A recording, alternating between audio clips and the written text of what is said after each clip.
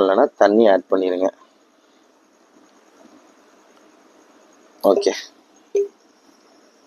தண்ணி ஆட் பண்ணதுக்கப்புறம் கொஞ்சம் டைட் பண்ணிக்கிடுவோம். இந்த மாதிரி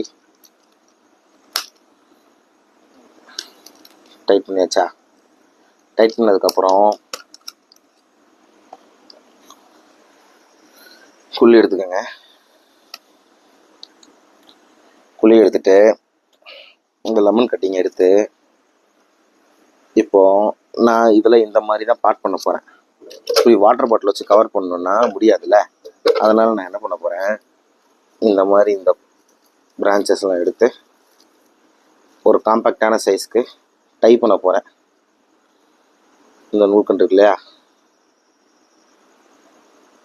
சும்மா ஒரு நூல்கண்டு போதும்.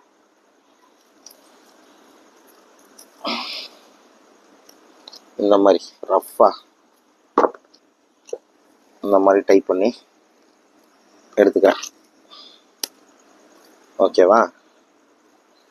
இன்னுமே காம்பேக்ட் ஆக்கலாம். இங்கே மேப்பாட்டையும் சேர்த்து கட்டி விட்ருவோம்.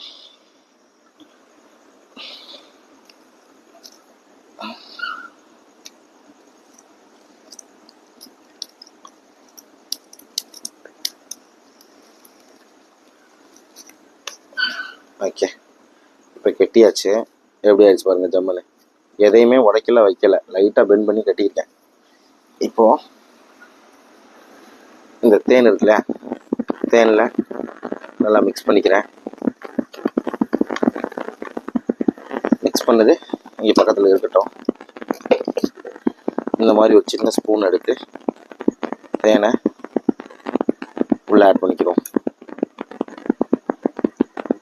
நல்லா மிக்ஸ் பண்ணிக்கிறோம். தேன் எதுக்கு ஆட் பண்ணுறோன்னா கெட்டு போயிடக்கூடாதுங்கிறக்காக ஆட் பண்ணுறோம். ஸோ இதில் தேன் நல்லா மிக்ஸ் ஆகி தான் இருக்குது. இதை இதுக்குள்ளே ஸ்ட்ரைட்டாக இருக்கிற மாதிரி பாட் பண்ணியாச்சு. பாட் பண்ணதுக்கப்புறம் இது டைட் பண்ணோம் இல்லையா, டைட் பண்ணுறதுக்கு இந்த மாதிரி டைட் பண்ணிக்கிறேன் நான். டைட் பண்ணி முடிச்சதுக்கப்புறம் காற்று போகாமல் இருக்க இந்த மாதிரி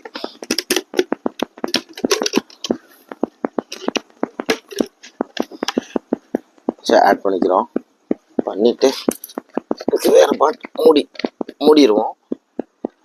இப்போதைக்கு இதை மூடி காற்று போகாத மாதிரி நீங்கள் செட் பண்ணிட்டீங்கன்னா போதும்.